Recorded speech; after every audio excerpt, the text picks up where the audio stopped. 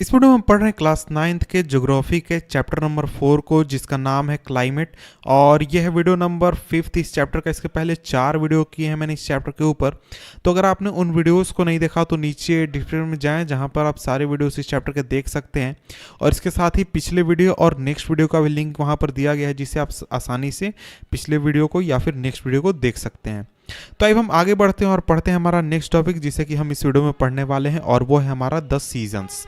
तो देखिए, इसके पहले हमने मॉनसून्स के बारे में बात की और अब हम पढ़ने वाले हैं इंडिया के सीजन्स के बारे में। तो देखिए, जब हम बात करते हैं इंडिया का जो क्लाइमेट के बारे में, तो इंडिया का क्लाइमेट किस टाइप का है, तो जब हमने चैप्टर की शुरुआत की थी तभी हमने देखा था कि जो इंडिया का क्लाइमेट है वो मॉनसून टाइप का है, और ये एक स्पेसिफिक क्लाइमेट है। और इस तरीके के क्लाइमेट में जो सीजनल पैटर्न होता है वो काफ़ी अलग होता है, काफ़ी एक तरीके से डिफर करता है दूसरे जगहों से या फिर दूसरे तरीके के क्लाइमेट से।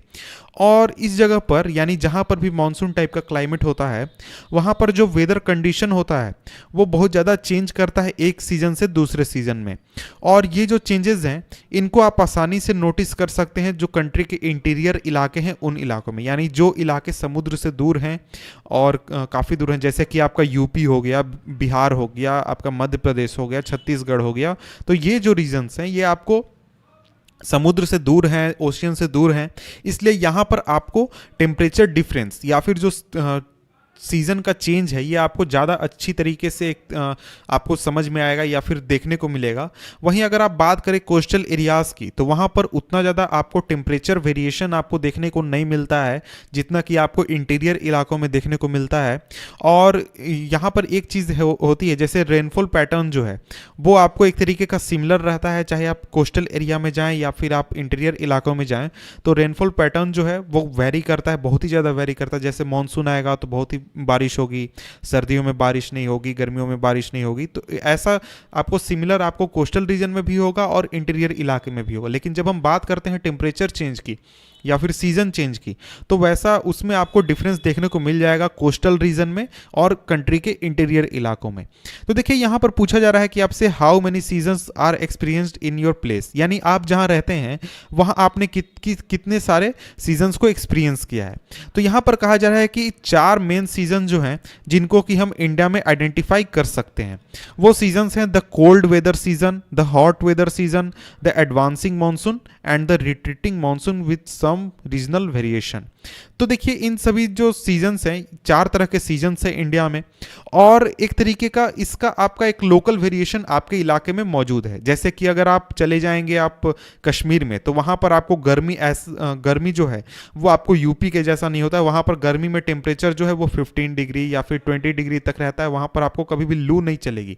लेकिन अगर आप मध्य प्रदेश में जाते हैं या फिर आप तेलंगाना के रीजन में जाते हैं या फिर आप चले जाते हैं यूपी में, तो वहाँ पर गर्मियों में टेम्परेचर जो है वो 45 डिग्री 44 डिग्री इतना रहता है।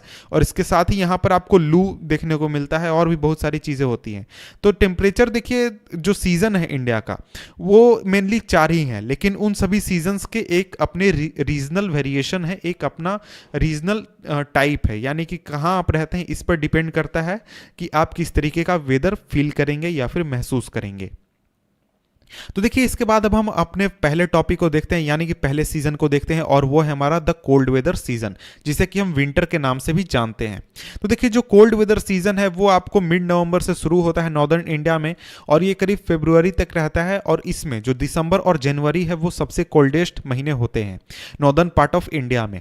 और जो टेम्परेचर है वो साउथ टू नॉर्थ डिक्रीज करता है। इसका क्या मतलब हुआ? इसका मतलब देखिए ये हुआ कि जब आप साउथ से नॉर्थ की तरफ जाएंगे इंडिया में, तो मैं आपको मैप के जरिए दिखाता हूं।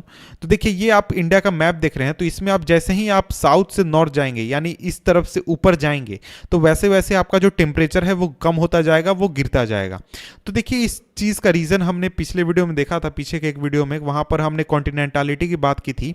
वही एक रीज़न है कि देखिए, जो सी का मॉडरेटिंग इन्फ्लुएंस है उसकी वजह से जो कोस्टल रीजन्स हैं, जो समुद्र के आसपास के इलाके हैं, वहाँ पर जो टेम्परेचर है वो उतना ज़्यादा नहीं गिरता, उतना ज़्यादा कम नहीं होता या फिर उतना ज़्यादा बढ़ता भी नहीं है। तो देखिए, यहाँ पर कहा जा रहा है कि जो एवरेज टेम्परेचर है चेन्नई का वो करीब 24 टू 25 डिग्री सेल्सियस रहता है। वहीं अगर हम नॉर्दर्न प्लेन की बात करें, तो नॉर्दर्न प्लेन में जो एवरेज टेम्परेचर है वो 10 डिग्री टू 15 डिग्री के बीच में रहता है सर्दी के दिनों में। और सर्दी के दिनों में जो डेज होते हैं वो वार्म होते हैं और वहीं जो रातें होती हैं वो काफ़ी ठंडी होती है। और इसके अलावा फ्रॉस्ट जो है वो एक काफ़ी कॉमन है नॉर्दर्न रीजन में। और जो हायर स्लोप है हिमालय के, यानी कि हिमालय के ऊपरी इलाकों में अगर हम जाएं तो वहाँ पर हमें स्नोफॉल भी देखने को मिलता है। यानी कि ये भी एक बहुत अच्छा फीचर हम कह सकते हैं। जो एक तरीके से दृश्य होता है स्नोफॉल का वो काफ़ी सुंदर होता है। इसके बाद अगर हम बात करें तो इस सीज़न के दौरान जो नॉर्थ ईस्ट ट्रेड विंड जो हैं वो एक तरीके से कंट्री पर हावी हो जाते हैं और उनका असर काफ़ी देखने को मिलता है। और ये जो विंड्स होते हैं ये लैंड से सी की ओर बहते हैं। इस वजह से ये जो विंड्स हैं ये बारिश नहीं करवाते और इस वजह से ये जो सीज़न होता है एक तरीके से ड्राई सीज़न होता है, इसमें आपको बारिश उतनी ज़्यादा नहीं होती है। लेकिन अगर हम बात करें तो तमिलनाडु के कोस्टल रीजन में वहाँ पर एक तरीके से बारिश आपको देखने को मिलती है और उसका रीज़न ये है कि जो वहाँ पर विंड है वो सी से लैंड की ओर बहता है। अब इसका क्या मतलब हुआ कि सी से लैंड की ओर बहता है, और अगर हम पूरी इंडिया की बात कर रहे हैं तो वहाँ पर हम कह रहे हैं कि लैंड से सी की ओर बहता है। तो देखिए उसका रीज़न ये है कि देखिए जो विंड है यानी कि बे ऑफ बंगाल ब्रांच है मॉनसून का, वो इस तरफ से फ्लो करता है, इस तरफ से जाता है नॉर्थ ईस्ट इंडिया में। लेकिन जब ये रिट्रीट होने लगता है मॉनसून तो इस तरीके से आता है, इस तरफ से। तो इस तरफ से हम आते हुए देख रहे हैं तो देखिए यहाँ से जो आपको हवाएं आ रही हैं यानी जो मॉनसून विंड्स आ रहा है वो इस रीजन में आपको बारिश करवाती हैं। तो इसलिए हम कहते हैं कि जो आपका तमिलनाडु का कोस्टल रीजन है वहाँ पर आपको विंटर सीजन में भी बारिश होती है। और देखिए यहाँ पर कहा जा रहा है कि in the northern part of the country a feeble high pressure region develops. तो देखिए कंट्री के नॉर्दर्न पार्ट में एक हल्का सा हाई प्रेशर रीजन डेवलप होता है और इसकी वजह से लाइट विंड्स जो हैं वो इस रीजन से बाहर की ओर फ्लो करने लगती हैं। और रिलीफ के वजह से रिलीफ से इन्फ्लुएंस होकर ये जो विंड्स हैं ये गंगा वैली की तरफ फ्लो करती हैं और ये फ्लो करती हैं वेस्ट एंड नॉर्थ वेस्ट की तरफ से, यानी वेस्ट जो रीजन है उस तरफ से इस तरफ से ऐसे फ्लो करती हैं। और इस सीजन में जो वेदर है वो नॉर्मली क्लियर स्काई होता है वेदर में, और टेम्परेचर लो होता है और इसके साथ ही ह्यूमिडिटी भी लो होती है और हल्का जो है एक तरीके से विंड फ्लो आप करते हुए देख सकते हैं इस सीजन में। और देखिए इसके बाद यहाँ पर बात की गई है कि एक इम्पॉर्टेंट फीचर है कोल्ड वेदर सीजन का कि जो नॉर्दर्न प्लेन्स है वहाँ पर आपको साइक्लोनिक डिस्टर्बेंसेस भी देखने को मिलते हैं जो कि वेस्ट से आते हैं और नॉर्थ वेस्ट साइड से आते हैं। और ये जो लो प्रेशर सिस्टम्स है ये जनरली आपको ओरिजिनेट होते हैं मेडिटेरेनियन सी से और वेस्टर्न एशिया से, और फिर ये इंडिया में मूव करते हैं वेस्टर्ली फ्लो के साथ। और ये जो हैं ये विंटर रेन्स जो हम आपको सर्दी के दिनों में बारिश देखते हैं ये इन्हीं के द्वारा होता है। और इसके साथ ही जो हम माउंटेन्स में स्नोफॉल देखने को हमें मिलता है वो भी इन्हीं के द्वारा लाया जाता है। और ये जो टोटल अमाउंट है इनके द्वारा अगर कराए गए बारिश का वो तो अमाउंट काफ़ी कम होता है, लेकिन ये जो अमाउंट है ये काफ़ी इंपॉर्टेंट होता है क्योंकि ये जो बारिश है ये आपको रबी क्रॉप्स कराने में हेल्प करता है। और ये जो विंटर रेनफॉल है इसको रीजनली महावत कहा जाता है। और देखिए इसके बाद अगर हम बात करें तो जो पेनिसुलर रीजन है वहां पर हम ऐसा नहीं कह सकते कि वहां पर वेल डिफाइंड कोल्ड सीजन है। उसका क्या रीजन है? उसका रीजन ये है कि हमने जैसे बात की कि जो मॉडरेटिंग इन्फ्लुएंस है सी का, उसकी वजह से हम बहुत ही ज़्यादा टेम्परेचर चेंज हमें देखने को नहीं मिलता है पेनिसुलर रीजन में। और इस वजह से गर्मी के दिनों में उतनी ज़्यादा गर्मी भी नहीं होती और सर्दी के दिनों में जो टेम्परेचर है वो नॉर्दर्न इंडिया जैसा 5 डिग्री या फिर 2 डिग्री जितना भी नहीं गिरता है। और वहीं विंटर के सीजन में अगर हमने जैसे देखा था कि चेन्नई में जो एवरेज टेम्परेचर होता है वो 20 to 25 डिग्री होता है। तो इसलिए हम ऐसा नहीं कह सकते कि जो पेनिसुलर रीजन है वहां पर वेल डिफाइंड आपको विंटर सीजन है, वहां पर विंटर सीजन न के बराबर है। इसके बाद आगे हम बढ़ते हैं और आगे हम पढ़ते हैं हमारा नेक्स्ट सीजन, वो है हमारा द हॉट वेदर सीजन जिसे कि हम समर भी कहते हैं। तो देखिए जब हॉट वेदर सीजन आता है उस समय में जो सन है वो नॉर्थवर्ड मूव कर जाता है और इस वजह से जो ग्लोबल हीट बेल्ट है वो नॉर्थवर्ड शिफ्ट कर जाता है। अब इसका क्या मतलब हुआ इस चीज़ को मैं थोड़ा सा इमेज के जरिए आपको समझा देता हूँ। तो यहाँ जैसे इमेज में आप देख सकते हैं कि जो अर्थ है वो सन के चारों ओर घूम रही है और इसके साथ ही हमारी जो पृथ्वी है वो इतने डिग्री पर झुकी हुई है और इसी एक्सिस पर वो गोल गोल घूमती है। और ऐसा होता है कि जब दिसंबर का महीना होता है इस समय में हमारी जो पृथ्वी है उसमें जो हमारा इंडिया है वो सन के डायरेक्ट इम्पैक्ट से काफ़ी दूर चला जाता है, यानी इस जगह पर इंडिया रहता है। तो इस तरीके से घूमने पर वो हमेशा सन के डायरेक्ट इम्पैक्ट से दूर रहता है। लेकिन वहीं जब हम बात करते हैं जून के दौरान, यानी जब हमारे देश में गर्मी होती है, उस समय में जैसा कि आप देख सकते हैं यहाँ पर इंडिया है और ये सन के डायरेक्ट कांटेक्ट में रहती है, यानी बिल्कुल सीधे रहती है। तो हम जैसा कि देखते हैं कि इक्वेटर पर डायरेक्ट इम्पैक्ट पड़ता है सन का, वो थोड़ा सा ऊपर चला जाता है और जून के दौरान ये जो इम्पैक्ट है ये हमारे इंडिया पर पड़ता है। और यहाँ पर अगर मैं आपको थोड़ा सा इमेज के जरिए समझाने की कोशिश करूँ तो यहाँ पर आप अर्थ का इमेज देख सकते हैं। यहाँ पर हमारा इक्वेटर है, यहाँ पर नॉर्मली हमारा जो सबसे ज़्यादा हीट बेल्ट है, सबसे ज़्यादा हीट यहाँ पर पड़ता है। लेकिन जब हम बात करते हैं गर्मी के दिनों की, तो गर्मी के दिनों के दौरान जो हमारा पृथ्वी है वो थोड़ा सा घूम जाता है, यानी कि इस तरीके से हो जाता है। और इस तरीके से होने पर जो हमारा अर्थ इंडिया है इस पर डायरेक्ट इम्पैक्ट सन का पड़ने लगता है, और इस वजह से हमें जो हीट है वो ज़्यादा महसूस होता है गर्मी के दिनों में, और इंडिया में हम एक तरीके से गर्मी फील करते हैं। तो देखिए यहाँ पर कहा जा रहा है कि इसी वजह से जो मार्च से मई का महीना होता है वो इंडिया में हॉट वेदर सीजन होता है।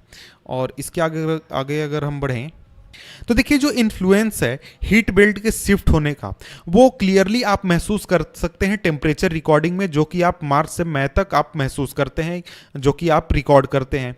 और अगर हम मार्च में बात करें तो जो हाईएस्ट टेम्परेचर होता है वो 38 डिग्री सेल्सियस के आसपास होता है इंडिया में, जो कि आप डेक्कन प्लेटू में महसूस करते हैं। और वहीं अगर हम अप्रैल की बात करें तो अप्रैल में जो टेम्परेचर है गुजरात में, मध्य प्रदेश में, वो करीब 42 डिग्री सेल्सियस के पास चला जाता है। और वहीं अगर हम मई की बात करें तो ये टेम्परेचर करीब 45 डिग्री सेल्सियस हो जाता है नॉर्थ वेस्टर्न इंडिया के नॉर्थ वेस्टर्न पार्ट में। और वहीं पेनिनसुलर इंडिया जो है वहाँ पर जो टेम्परेचर है वो नॉर्दर्न इंडिया के मुकाबले काफ़ी कम रहता है। और उसका रीज़न क्या है? उसका रीज़न है मॉडरेटिंग इन्फ्लुएंस ऑफ द सी। जैसा कि हमने पहले देखा कि जो सी है वो किसी भी जगह के टेम्परेचर को बहुत ज़्यादा राइज होने से या बहुत ज़्यादा कम होने से रोक देता है या फिर कंट्रोल कर लेता है। तो इस वजह से जो पेनिनसुलर इंडिया है वहाँ पर हीट ज़्यादा होने के बावजूद, सन से ज़्यादा हीट आने के बावजूद, वहाँ पर जो सी है वो टेम्परेचर को बहुत ज़्यादा राइज करने से रोक देता है। और देखिए जो समर मंथ्स होते हैं वो काफ़ी टेम्परेचर राइज को देखते हैं, और जो एयर प्रेशर होता है वो काफ़ी फॉल कर जाता है नॉर्दर्न पार्ट ऑफ इंडिया में, यानी इंडिया के नॉर्दर्न पार्ट में।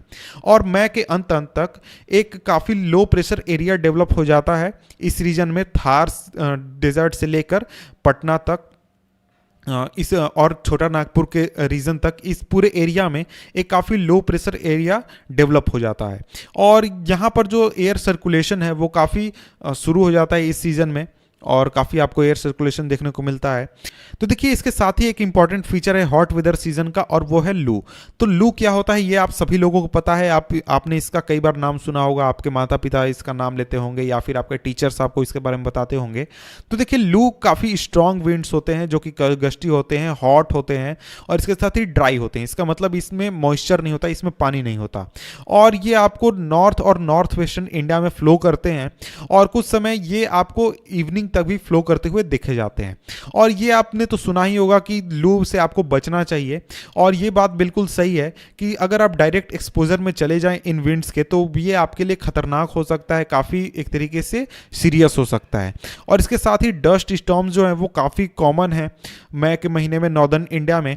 तो ये जो स्टॉर्म्स हैं ये एक तरीके का टेम्पररी रिलीफ लाने का काम करते हैं, क्योंकि ये टेम्परेचर को थोड़ा सा कम कर देते हैं, और इसके साथ ही लाइट रेन भी होती है, हल्की सी बारिश भी होती है, और ठंडी हवा भी बहती है। और इसके साथ ही जो सीजन है उसमें आपको लोकलाइज्ड थंडर स्टॉर्म्स, यानी कि छोटे छोटे थंडर स्टॉर्म्स देखने को मिलते हैं। इसके साथ ही वॉयलेट काफ़ी तेज हवाएं आपको देखने को मिलती हैं, और हल्की बारिश भी मिलती है। इसके अलावा बहुत सारी चीज़ें तरीके के होते हैं। और देखिए जब समर सीजन के अंत का समय आता है, यानी कि मानसून के पहले का जब समय आता है, तो जो केरल और कर्नाटक है वहाँ पर आपको प्री मानसून शावर्स भी होते हैं, और ये एक तरीके से हेल्प करते हैं मैंगोज़ को राइप करने में, मैंगोज़ को पकने में, और जिन्हें कि हम इन बारिशों को मैंगो शावर्स के नाम से भी जानते हैं। तो देखिए यहाँ पर हमारा ये जो वीडियो है ये खत्म होता है। इसके बाद जो नेक्स्ट वीडियो करेंगे उसमें हम एडवांसिंग मानसून और रिट्रीटिंग मानसून को देखेंगे। तो मिलते हैं आपसे हम नेक्स्ट वीडियो में, जिसका लिंक मैं नीचे डिस्क्रिप्शन में दे दूंगा जब वो वीडियो बन जाएगा। तब तक के लिए गुड बाय।